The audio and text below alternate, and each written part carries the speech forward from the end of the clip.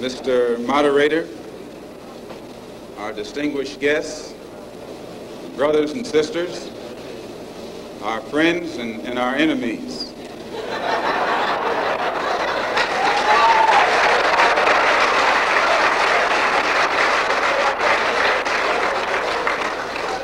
Everybody is here. As many of you know, last March, when it was announced that I was no longer in the Black Muslim movement, it was pointed out that it was my intention to work among the 22 million non-Muslim Afro-Americans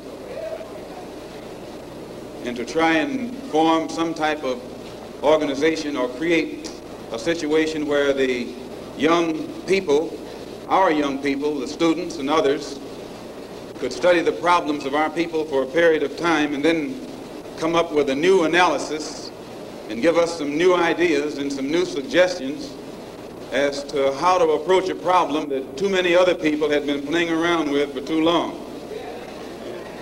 And that we would have some kind of meeting and determine at a later date whether to form a black nationalist party or a black nationalist army.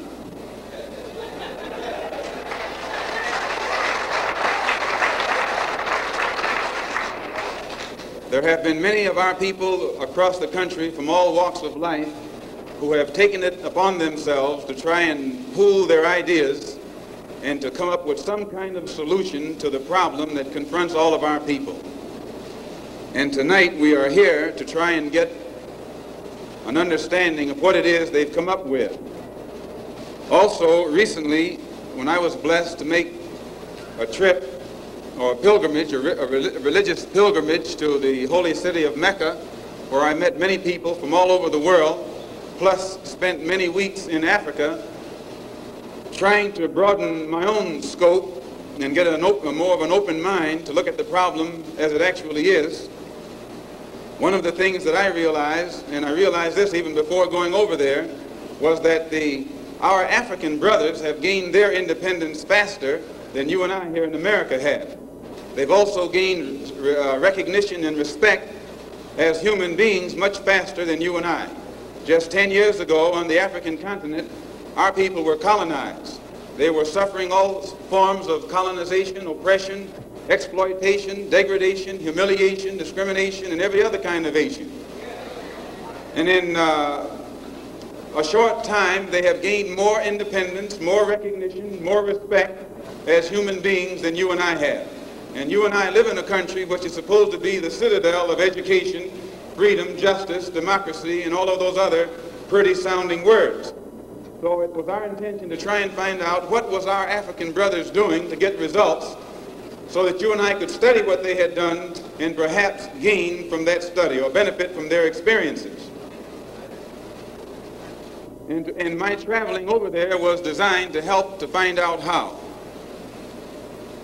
One of the first things that the independent African nations did was to form an organization called the Organization of African Unity.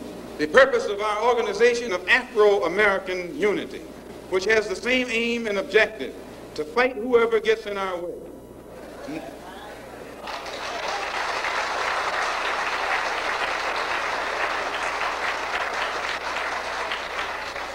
To bring about the complete independence of people of African descent here in the Western Hemisphere and first here in the United States, and bring about the freedom of these people by any means necessary.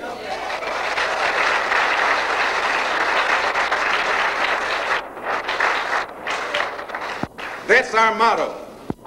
The purpose of our organization is to start right here in Harlem, which has the largest concentration of people of African descent that exists anywhere on this earth. There are more Africans here in Harlem than exist in any city on the African continent, because that's what you and I are, Africans. The Charter of the United Nations, the Universal Declaration of Human Rights, the Constitution of the United States, and the Bill of Rights are the principles in which we believe, and that these documents if put into practice, represent the essence of mankind's hopes and good intentions, desirous that all Afro-American people and organizations should henceforth unite so that the welfare and well-being of our people will be assured, we are resolved to reinforce the common bond of purpose between our people by submerging all of our differences and establishing non-sectarian constructive programs for human rights. We hereby present this charter. Number one, the establishment. The Organization of Afro-American Unity shall include all people of African descent in the Western Hemisphere. In essence, what it is saying, instead of you and me running around here seeking allies in our struggle for freedom, in the Irish neighborhood or the Jewish neighborhood or the Italian neighborhood, we need to seek some allies among people who look something like we do. And once we get their allies, it's time out for you and me to stop running away from the wolf right into the arms of the fox, looking for some kind of help. That's a drag. Number two, self-defense.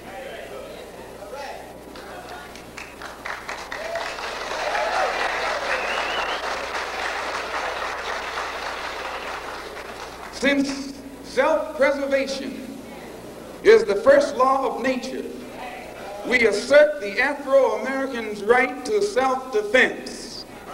The Constitution of the United States of America clearly affirms the right of every American citizen to bear arms.